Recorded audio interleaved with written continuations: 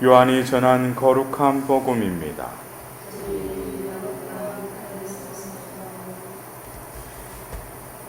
그때 제자들 가운데 많은 사람이 말하였다.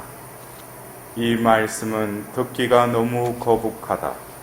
누가 듣고 있을 수 있겠는가? 예수님께서는 제자들이 당신의 말씀을 두고 투덜거리는 것을 속으로 아시고 그들에게 이르셨다. 이 말이 너희 귀에 거슬리느냐? 사람의 아들이 전에 있던 곳으로 올라가는 것을 보게 되면 어떻게 하겠느냐? 영은 생명을 준다. 그러나 육은 아무 쓸모가 없다. 내가 너희에게 한 말은 영이며 생명이다. 그러나 너희 가운데에는 믿지 않는 자들이 있다. 사실 예수님께서는 믿지 않는 자들이 누구이며 또 당신을 팔아넘길 자가 누구인지 처음부터 알고 계셨던 것이다. 이어서 또 말씀하셨다. 그렇기 때문에 아버지께서 허락하지 않으시면 아무도 나에게 올 수 없다고 너희에게 말한 것이다. 이 일이 일어난 뒤로 제자들 가운데에서 많은 사람이 되돌아가고 더 이상 예수님과 함께 다니지 않았다. 그래서 예수님께서는 12 제자에게 너희도 떠나고 싶으냐 하고 물으셨다. 그러자 시몬 베드로가 예수님께 대답하였다. 주님, 저희가 누구에게 가겠습니까? 주님께는 영원한 생명의 말씀이 있습니다. 스승님께서 하나님의 거룩하신 분이라고 저희는 믿어왔고 또 그렇게 알고 있습니다. 주님의 말씀입니다.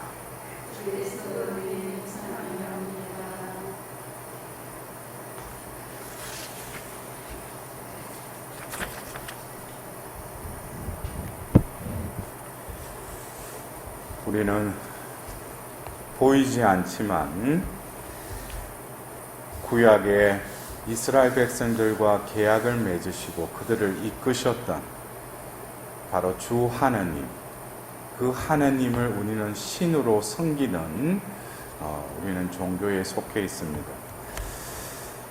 여러분들, 하나님께서 우상을 섬기지 마라 하셨는데, 어쩌면 인류가 생기고 나서 살아가는 데 있어서 별의별 신들이 많죠. 네. 우리나라에서도 다른 종교지만 가면은 별의별 신들이 많잖아요, 그죠?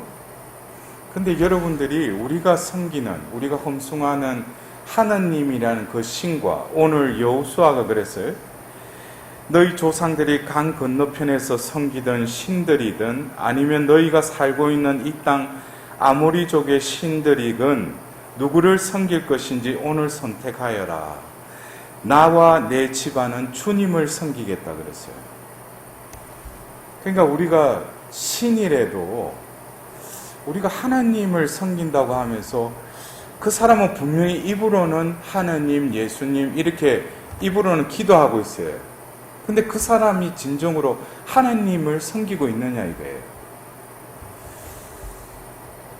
여러분들, 우리가 그 신앙생활을 하면서 열심히 기도하고 나름대로 신앙생활을 성실히 한다고 그러는데 그 내면을 이렇게 펼쳐보면은 분명히 하나님을 섬긴다고 그래요. 그러나 하나님과 다른 신의 차이점, 소위 우상이라고 하는 그 신들. 왜냐? 제가 왜 이 다른 신들을 우상이라고 하느냐? 그 우상은 뭡니까? 사람이 만든 신이라는 거예요. 예? 사람이 만들었다는 거예요.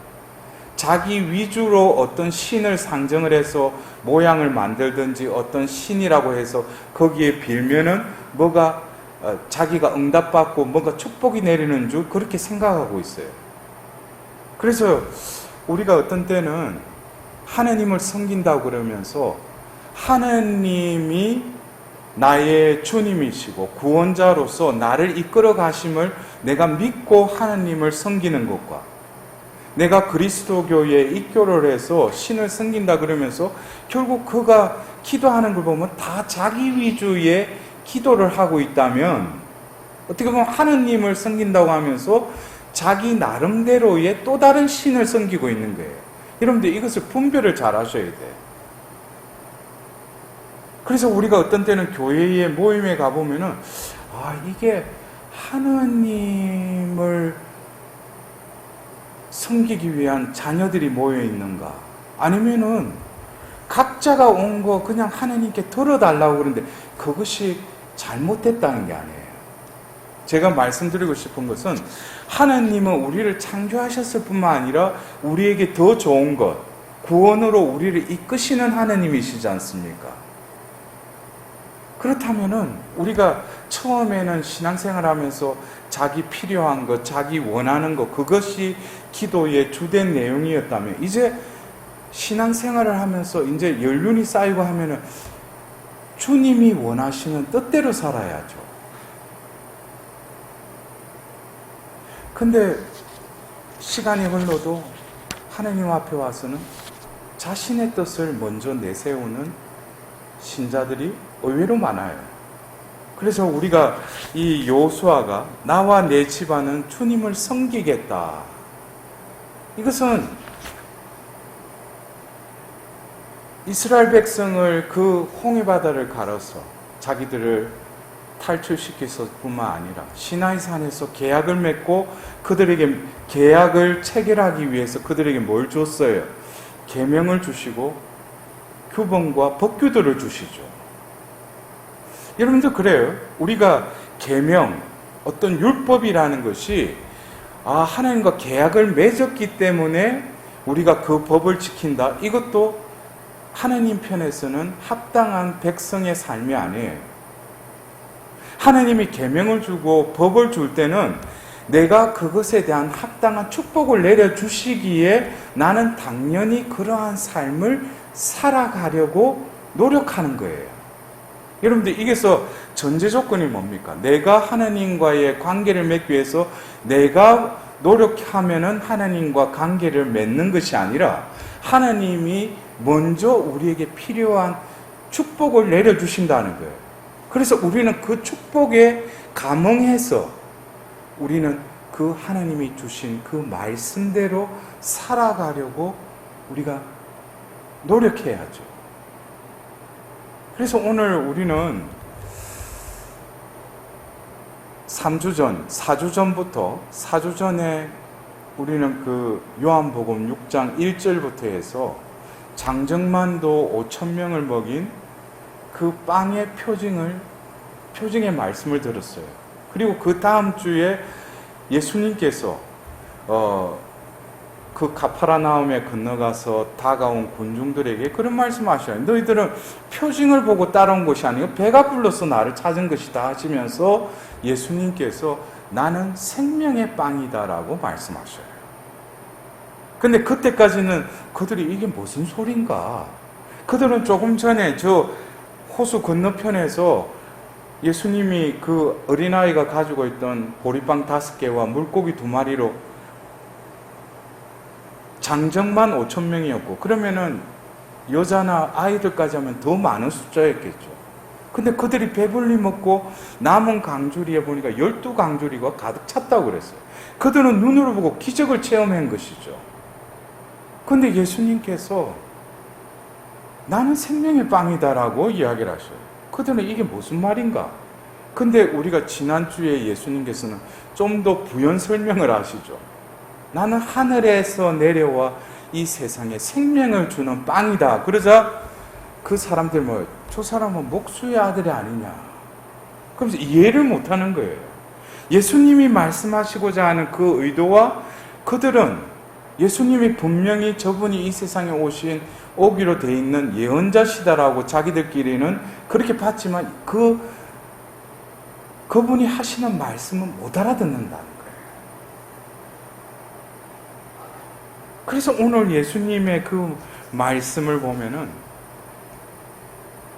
내가 하는 말, 그것은 뭐예요?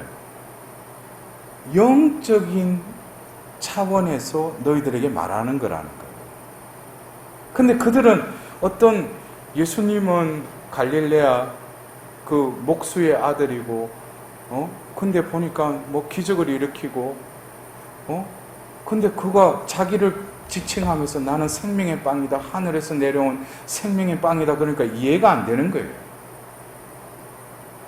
그래서 그들이 뭡니까? 오늘 그 6장 60절에 이 말씀은 듣기가 너무 거북하다 이거예요. 왜? 자기를 먹어라. 그러면 우리는 빵을 먹었는데 자기가 생명의 빵이다. 이건 이해가 안 되는 거예요. 그럼 우리가 식인종인가? 응? 어쩌면 우리가 지키고 있는 이 계명 역시 하늘에서 하느님이 모세를 통해서 주신 거 아니에요. 하느님이 주신 말씀이죠. 하느님으로부터 나온 것이죠. 우리는 그것을 듣고 보고 우리는 그걸 지키려 하지 않습니까? 근데 우리가 오늘 이 하답송의 시편 34편에 주님이 얼마나 좋으신지 너희는 맛보고 깨달아라 그랬어요. 어떻게 보면은 맛보고 깨달아라, 이 맛본다는 거, 주님을 어떻게 우리가 맛볼 수 있어요? 그러나 우리는 주님을 맛볼 수가 있죠. 언제? 미사성제 때. 뭘 통해서? 영성체를 통해서 우리가 모시잖아요. 그러나 이 세상적인 음식의 맛이 아니라 그 맛을 본다는 것은 결국 뭡니까? 그분이 나에게 오셨다면 우리가 음식을 먹으면 그것으로 힘을 얻죠. 근데 요즘 뭐 우리가 여름 때 상한 음식 먹으면 어떻게 돼요? 금방 몸에서 반응이 일어나죠. 그렇다면 우리가 이 생명의 빵, 예수님의 그 생명을 모셨다면 우리 안에서 어떤 반응이 있어야 될 거 아니에요. 음식의 맛을 우리는 이 혀의 그 감각을 통해서 우리가 느끼듯이 우리는 영적인 차원에서 과연 주님을 맛보고 있는지, 그냥 행위로서 아멘하고 그냥 그것으로 오늘 미사 참여했다, 영성체했다, 주님을 맛보고 그 다음에 뭐예요? 깨달아라. 깨달아라.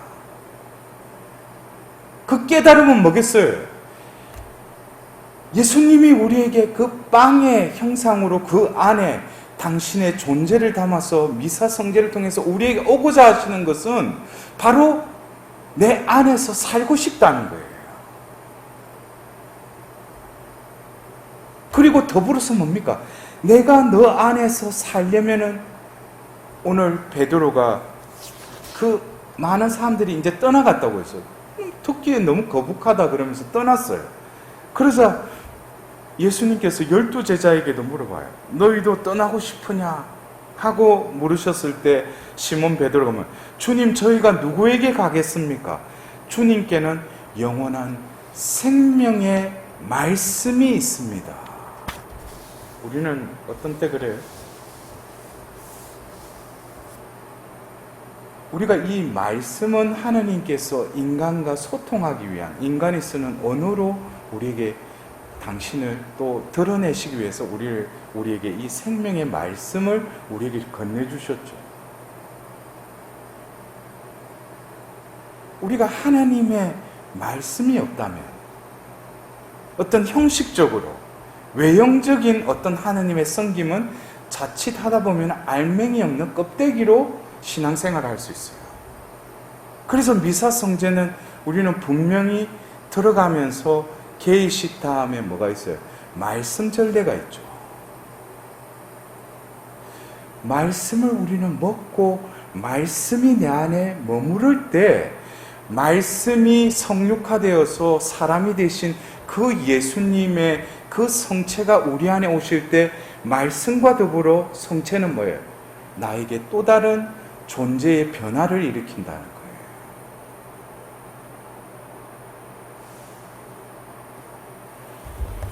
오늘 우리는 이 독서의 그 에페소서 5장의 말씀을 그냥 겉으로 보면은 남편과 아내의 관계에 대해서 이야기한 것 같지만 바오로 사도는 이것을 빗대어서 무엇과 무엇의 관계라고 그랬어요. 바로 그리스도와 교회의 관계를 남편과 아내의 관계로 비유적으로 말씀하셨죠. 결국 그리스도는 신랑이시고 교회는 뭐예요? 신부라는 거예요. 그리스도는, 예수님은 이 땅에 계시지 않지만은 이 교회를 또 다스리시죠. 그러나 그 교회를 존중하면서 성령께서 이끄시는 그 모든 것에 예수님은 또 함께 하십니다. 더불어서 성령께서는 이 교회를 이끌면서 예수님께 순종하죠. 그래서 예수님께서 최후의 만찬하실 때도 이 보호자 성령에 대해서 어떻게, 내가 한 말을 너희들이 깨닫게 해주실 것이다. 성령의 주된 임무 중에 하나가 그리스도를 알게 하고 그리스도의 말씀을 깨닫게 해주시는 분이 성령 하나님이셔요. 그래서 교회에서 말씀, 이것은 어떻게 보면 그리스도가 우리와 함께 계심을 다시금 확인하는 것이 바로 이 교회라는 것이죠. 그래서 교회에서 말씀을 간과해버리고 어떤 외형적인 것을 쫓아다닌다면 그것은 어떻게 보면 빈 껍데기로 힘이 없죠. 우리가 사도행전 2장에 성령을 받고 3장에 오후 3시에 성전에 올라가는 그 베드로와 요한이 어떤 태생 그 안전뱅이가 앉아 있었어요. 그래서 그가 구걸을 하려고 하는 것을 보고 베드로가 뭐라고 합니까? 나는 금도 은도 없습니다. 그러나 우리를 구원할 유일한 이름 예수 그리스도의 이름으로 일어나 걸으시오 하고 그 손을 잡고 벌떡 일으키는데 그가 어떻게 돼요? 일어나죠. 여러분들, 이것이 그냥 겉으로 기적이 아니라 바로 그들 안에 임하신 성령 하나님께서 그들 안에 또 공생애를 통해서 그들 안에 있었던 그 말씀이 뭐예요? 예수라는 그 이름을 통해서 그 능력을 드러낸 것이죠. 우리 그리스도인들은 바로 뭡니까? 말씀을 들을 뿐만 아니라 말씀을 맛보고 깨달은 그 성령의 힘으로 그 복음을 담대히 전하도록 부르심을 받은 이들이 바로 우리 각자의 소명이기도 하다는 거예요. 그래서 오늘 우리는 이 요한복음 6장에 4주에 걸쳐서 우리는 이 요한복음 6장의 말씀을 들었어요. 첫 번째, 바로 그 표징을 일으키시죠. 빵의 기적이라고 하는. 그 다음에 예수님께서는 당신은 생명의 빵이라고 그래요. 그리고 이어서 당신은 하늘에서 내려와 세상에 생명을 주는 빵이라고 그러셔요. 그리고 오늘은 뭡니까? 시몬 베드로를 통해서 당신은 영원한 생명의 말씀이 있나이다. 결국 우리는 이 6장이 어떤 사건을 통해서 결국 결론에 가서는 뭐예요? 그분은 바로 영원한 생명의 말씀이신 분이 바로 예수 그리스도이시다. 저는 그래서 개인적으로 이 코로나 이 팬데믹 상황 속에서 여러 가지가 어떤 성당도 그렇고 성사생활 모든 것이 불편해졌어요. 그렇다고 우리가 마냥 이렇게 손 놓고 있을 것인가? 어쩌면 구약의 그 광야에서 그 백성이 불평을 하고 모세에게 또 우리는 먹을 것도 없는데 다시금 이집트로 가서 고기 가마에 떨어지는 그거라도 먹었으면 하는 그런 불평을 듣잖아요. 그때 모세가 하나님께 기도하자 그들에게 무엇을 내리셔요? 만나를 내리시죠. 어떻게 보면은 지금 우리가 무슨 세상을 탓할 게 아니에요. 지금은 하나님께서 우리가 또 다른 가나안 땅의 구약의 그 약속의 땅으로 우리를 그 이스라엘 백성들이 이끌듯이 지금 또 하나님은 우리와 함께 계시며 우리를 이끌고 계시다는 거예요. 그럴 때 우리는 이 신세 한탄만 하고 왜 이렇게 이 세상에 이러냐? 하나님은 다 알고 계셔요. 그러나 거기에는 여러 가지 의미가 내포되어 있어요. 여러 가지 이 창조계의 질서가 무너져버린, 또 그 인간의 죄악으로 인해서 여러 가지가 흐트러진, 그것이 우리는 제대로 숨을 쉬지 못하는 이 바이러스라고 하는 이 외형적인 것으로 우리가 불편을 겪고 있지만, 이 모든 것도 하느님은 당신의 섭리 중에 하나이실 겁니다. 제가 단정은 못하지만. 그러나 오늘 우리는 베드로가 한 말처럼, 예수님이 너희는 떠나고 싶으냐? 근데 여러분들 지난해 2월부터 해서 이 팬데믹으로 인해서 교회를 떠났다기보다도 은근슬쩍 그냥 교회와 멀어져 버렸어요. 그래서 여러분들한테 너희도 떠나고 싶으냐 하면 여러분들 어떻게 하겠습니까? 저는 안 떠날래요. 몸만 여기에 있는 게 아니라 뭐예요? 당신은 영원한 생명의 말씀을 가지고 계십니다. 우리는 이럴 때일수록 내 골방에서 말씀을 펼치고 말씀을 읽고 말씀의 힘으로써 다시 거듭 태어날 수 있는 기회의 시기라는 거예요. 사람 만나려고 해도 만날 수가 없죠. 모임도 못 가지죠. 그러면 혼자서 방콕 해야 될 거 아니에요. 방콕하고 그냥 TV만 볼 거예요? 이럴 때 찬장에 먼지가 쌓인 성경책을 꺼내고 성경을, 생명의 말씀을 다시금 내가 먹을 수 있는, 그리고 오늘 그 하답송의 시편 34편의 말씀처럼 주님이 얼마나 좋으신지 너희는 맛보고 깨달아라. 그럴 때 여러분들 언젠가는 이러한 것이 완화되고 또 신앙생활을 할 수 있는 어떤 때가 오지 않겠습니까? 희망하고 있잖아요. 그럴 때 우리가 이러한 어려운 시기에 내 나름대로의 하나님과의 그 관계를 위해서 내가 남달리 희생하고 노력했던 것이, 여러분들 보셔요. 그냥 지금 이런 때에 그냥 뭐 온라인으로 미사 보고 뭐 그냥 뭐 나는 뭐 미사 봤어. 뭐 지금 뭐 우리 본당에 가봤자 몇 명밖에 참석 못 하는데, 나는 뭐 그런 식으로 하면은 이게 상황이 좋아지더라도 그때 되면은 이미 뭐예요? 차이가 많이 나겠죠. 여러분들, 어쩌면 이 세상은 예수님을 따르도록 우리에게 협력하는 세상이 아니에요. 끊임없이 뒷덜미를 잡고 예수님을 따르지 못하게끔 우리를 방해하고 제지하는 것이 이 세상입니다. 여러분들, 오늘 우리 주일 베드로가 주님, 저희가 누구에게 가겠습니까? 주님께는 영원한 생명의 말씀이 있습니다. 스승님께서 하나님의 거룩하신 분이라고 저희는 믿어왔고 또 그렇게 알고 있습니다. 여러분들도 이러한 고백을 예수님께 드려야 되겠죠. 그래서 오늘 마지막 그 봉기도문에 또 이렇게 우리가 기도를 하였습니다. 모든 것이 변하는 이 세상에서도 참 기쁨이 있는 곳에 마음을 두게 하소서. 여러분들, 참 기쁨이 어디에 있습니까? 여러분들, 이번 한 주간 또 참 기쁨이신 그분과 함께 더불어 살아가는